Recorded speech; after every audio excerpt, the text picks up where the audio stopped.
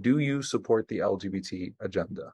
Wallahu alladhi la ilaha illahu, I do not. Oh So my that God! means I don't religiously, socially, politically, and I do believe it's important for us collectively as a community to actually oppose any agenda or ideology that is contrary to the Quran and the Sunnah. So Assalamu alaikum everyone. So finally, alhamdulillah, this is a big W for the Muslim community, the Western Muslim community. Omar Suleiman, one of the people who was the main promoters of LGBTQ stuff like 5 years ago, he has come out finally and renounced LGBT ideology and liberalism. This is a huge W, and yes, people are saying, oh, he's only doing it for public pressure or, to salvage his image or whatever. And yeah, that is true, but that's the victory for us. This is a huge victory for us as Muslims because it shows you how public opinion has shifted against liberalism, and this is bleeding into the Muslim community. So this is a huge victory for us with Yasir Qadi coming out and now Omar Suleiman coming out and just condemning this agenda as un-Islamic. This is a huge victory. okay, so question number 2. Can I support LGBT rights politically, even though I disagree with it morally? And the answer is absolutely not.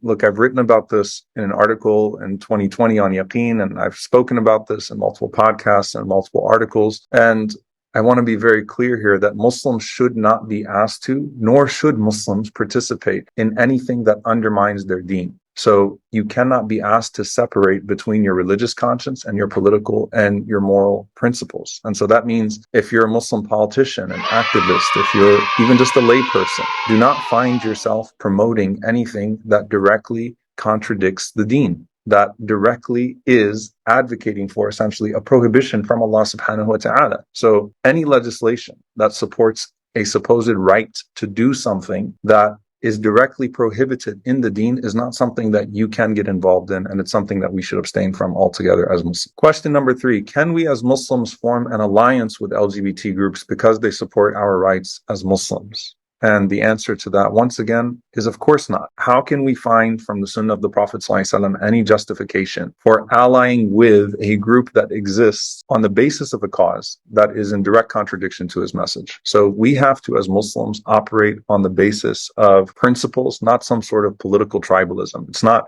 you scratch my back and I scratch yours. It's we have certain causes, we have certain issues, we have our own principles that we operate with, and that's the basis that we're going to engage society with. So alhamdulillah, this is great, right?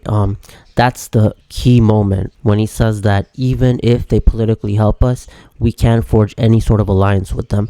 This is a huge drift away, a 180 from what he endorsed before, which was an explicit alliance with LGBT liberal type people. He was protesting out there with liberals, with LGBT, that I support LGBT rights. And now he's doing a complete 180. So, alhamdulillah, this is a W. Regardless of what you think of Omar Suleiman or Yasir Qadi, these people hold a lot of influence over the American Muslim community. And this is a huge W against fighting liberalism within the U.S.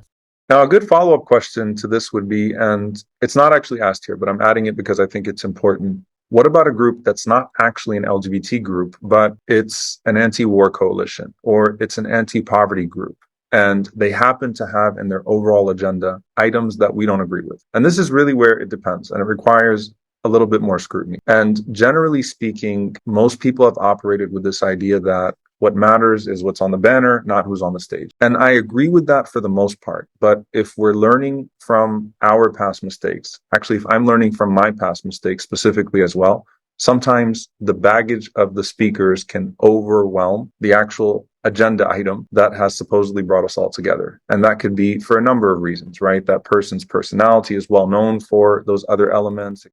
It's important to understand that while it's important to criticize people who hold leadership within the Muslim community and keep them accountable, it's important to understand that if these people are guided, if they're rightly guided, then that is a victory for the Muslim community. And alhamdulillah, Allah guided Omar Suleiman, and through him, Allah subhanahu wa ta'ala will guide the American Muslim community. So alhamdulillah Rabbil Alameen, may Allah preserve him on this path, and may Allah continue to guide him.